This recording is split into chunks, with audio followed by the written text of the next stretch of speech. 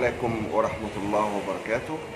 أهلا وسهلا بحضراتكم مع فيديو جديد على قناتكم قناة خبير الحماية.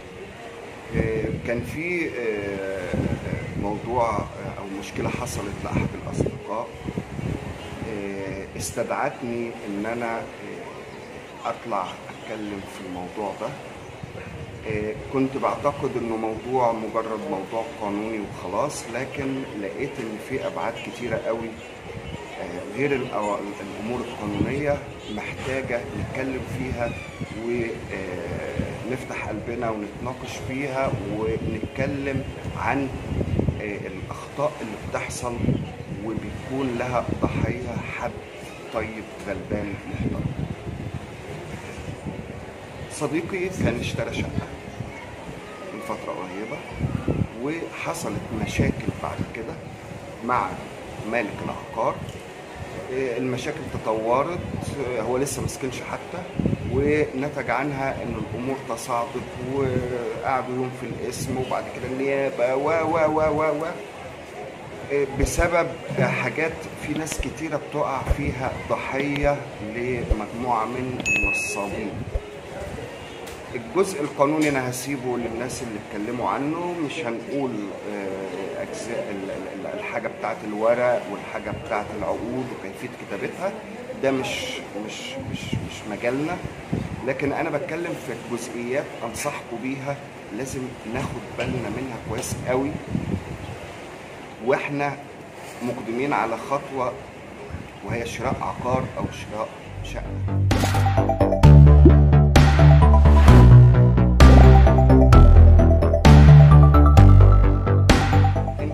بتدفع فلوس كتيرة جدا، هي تعبك، هي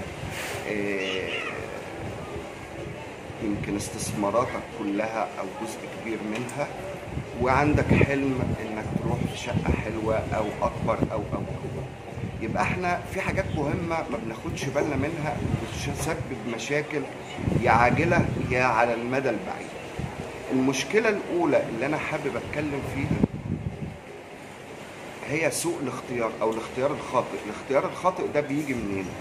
الاختيار الخاطئ بيجي ان سيادتك رحت عجبك السعر ولكن المكان اصلا مش مناسب ليك وطبيعة اسرتك او طبيعة حياتك انت. اول حاجة نقولها، لازم بعد ما تشوف المكان الشقة ارجع بص على الشارع، بص على الجيران، بص على الناس. لازم تروح تشوف الحاجة دي مرة واثنين وثلاثة عشان تاخد حكم صح. انت مثلا عندك عربية، دي حاجة بسيطة جدا، عربية او اتنين، الشارع نفسه في مكان تركن ولا هنقضيها خناقات طول العمر؟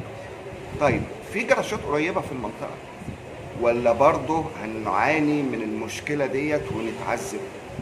طيب هل في جراج تحت العقار؟ طيب لو مفيش جراج تحت العقار ده معناه ايه؟ لو انت بتشتري عمارة شقة في عمارة جديدة او برج حديث، يجب ان تتأكد ان التراخيص، لو في تراخيص لأي عقار أكتر من دورين 3 أدوار، القانون بيلزمه بوجود جراج. طيب هو الجراج بقى ما عملوش أصلا، في الحالة دي مخالف. طيب عملوا واستغلوا مخازن ومحلات، برضو مخالف. هتلاقي نفسك بتخش في قصة المصالحات، انت في غنى عنها. جميع العقارات اللي فيها او المفترض يكون فيها جراشات طبقا للرخصة واشتراطات وزارة الإسكان اتعاملت بقى واستغلت استغلال آخر ما اتعملتش أصلا ومشى حاله بهذه الطريقة، ثق تماما إن العقار مخالف. العقار مخالف، طبيعة المخالفة وحجمها قد إيه هترجع للحي لتتأكد، لكن قولا واحدا مخالف. طيب ما تاخدش شقة وتقول الجيران ماليش دعوة بيهم، لا، الجيران مهمين جدا. المكان ناس قريبة من طبيعتك هتعرف تتعايش وكل واحد في حاله خير وبركة. هتحس ان الجيران قاعدين على السلالم والدنيا بيبان على طول مفتحة جايز ما تتوافقش مع ظروف حياتك، يبقى انت بتدفع فلوس. فبندفع فلوس يا جماعة شقة على العمر عشان نشتري راحتنا، مش عشان نعذب نفسنا. يبقى اذا بتروح مرة واتنين وبتيجي تقف بعربيتك كده تلقي نظرة من بعيد، تشوف الكشك القريب، السوبر ماركت، المحل اللي مش عارف ايه، وابدأ اسأل على طبيعة المنطقة، اسأل على صاحب العمارة او صاحب الشقة اللي انت بتشتري منه. لازم تتأكد انه معروف مش مجهول، وتتأكد انه سمعته كويسة. لكن يقول لك ده هربان، ده بيجي بالليل، ده بيستخبى، ده دايما بيسألوا عليه، ده عليه قضايا، ده عليه قصص، ده حوار بقى انت اللي هم الفئة اللي انا بخاطبها مش بتاعنا، يعني لا هنقدر نعيش فيه ولا نتعايش معاه. يبقى ده هينصب عليك بطريقة او باخرى، وهتلبس حاجة ايه هي هتبان لك في المستقبل. المهم مفيش مشكلة لما تخبط على حد من الجيران، مساء الخير انا فلان وناوي اشتري شقة فلان وبتعرف عليكم وبتاع. هم هيحكوا وهيتكلموا وبتاع، ممكن يقول لك لا ده الشقة دي عليها مشاكل، ده الشقة دي ياما اخيرا اتباعت، ده الشقة دي مش عارف ايه، وهكذا. انا قصدي الحاجات اللي الناس ما بتبصلهاش انا بنبه اليها. الناس بتبص الى مساحة، تشطيب، سعر، جميل، لكن زي ما الشقة دي مساحة وتشطيب وسعر عجبوك، في 10,000 شقة زيها والاتنين هتدفع فيهم فلوس، مفيش حاجة مجانية. يبقى إذا تاخد النهي وتختار بناء على إيه؟ الجار، صاحب العقار وسمعته أو صاحب الشقة وسمعته، المخالفة، طبيعة الشارع والحي، هتعرف تركن ولا لا، ولا هتتخانق كل يوم ومفيش جراشات، ولا هتركن على مسافة محطة أتوبيس عشان تروح للعربية وتيجي في الشتاء بقى والدنيا مطر والكلام الفارغ ده كله. دي مش بتاعتك، ادفع فلوس ليه؟ طيب الشقة لازم يكون فيها، انا بقول النقاط بسيطة قوي لازم ننتبه ليها. الشقة لازم يكون فيها عدادات. طيب العداد ده عداد باسم صاحب الشقة او صاحب العقار، ولا عداد كودي مؤقت لمخالفة، عداد مخالفات اللي هو زي كان ممارسة وبعد كده ركب عداد؟ مش معنى وجود العداد يا جماعة ان الشقة قانونية او العقار قانوني، لا، في عدادات كتيرة راكبة بتبقى اسمها عدادات كودية، دي بتاعت المخالفات. الفكرة كلها ان حضرتك لازم تعرف وضع العدادات دي ايه، لان لو العداد ده مخالف يبقى لازم طبعا بعد ما ارتحنا للشقة اهوت نخش لمرحلة الحي وشركة الكهرباء. شركة الكهرباء هتقول لك الشقة دي او العقار ده متوصل له رسمي ومفيش عليه مشاكل، او هتقول لك لا ده هو اصلا عليه مشاكل وبس كانت ممارسة وعملنا عداد كودي عشان بس ايه يدفع القيمة العادلة يعني. طب ايه بقى المشكلة؟ طبعا في مخالفة جسيمة لما يبقى العقار ملوش مرافق. المرافق بتخش او كانت بتخش اوقات لاسباب سياسية، اوقات لاسباب يعني مكاسب سياسية يعني، او اوقات بتخش لسبب ان عشان يعني تقليل الاهدار، وبقى وضع قائم، فالدولة بتقول خلاص انا ايه اركب لهم في مقابل ان انا بيتسرق ده كله. لا، قد شبه تقنين بس مؤقت لا يعتد به. المية في ناس كتيرة مركب العداد القديم بتاع البيت اللي اتهد هو الجديد اصلا ما دخلوش رسم ميه. فاحنا لازم نرجع للحي يا جماعه، لازم نرجع للحي، نقول له العقار رقم كذا، شارع كذا، وضعه ايه؟ هيقول لك 1 2 3، يا رب يطلع سليم وزي الفل، اتكل على الله. طلع فيه مشكله، قيمها، ما تستهترش انك تقول ان شاء الله تتحل، ما هو الوضع سليم، لا ما تضمنش، انت دي فلوسك، لو ضاعت مش هتعرف تجيبها. طيب في ازالات، في توسع، في مش عارف ايه، في ايه، لا احذر، حتى لو هو هيقول لك بنص الثمن فلوسك ضاعت. يبقى في الحاله دي انا بنصح الحاجات البسيطه الاساسيه اللي هي علامات اي حد يقدر بعينه يشوفها. ما تدخلتش في الشغل القانوني الدقيق، انا بتكلم في الاطار العام عشان ما نقعش في نفس مشكله صديقي اللي انا بكلمكم عنه ده، ويوم في الاسم ونيابه ومش عارف ايه وقصص وحوارات على موضوع يعتبر بسيط، بس هو ما يقدرش عليه، يعني ما يقدرش عليه، وحظه انه وقع مع صاحب حاجه كده بلطجي وبحاجات كده مش بدون الدخول في التفاصيل دي، ومعاه عقد ومعاه ورق وكل حاجه. لكن انا بقول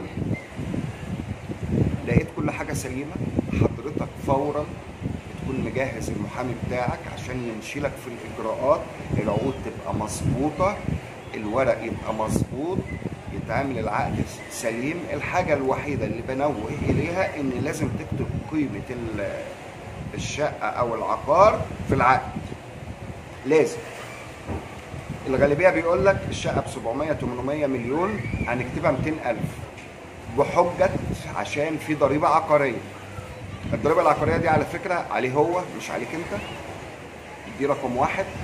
ورقم اتنين انك حضرتك لما هو بيعمل الكلام ده بيروح الضرايب لما بترجع عليه بيقول لهم العقد ب 200,000، بيقولوا له انت كذاب، التقييم الفعلي بمليون او ب 800,000، صح؟ فهو كده كده انت ما تبقاش طرف.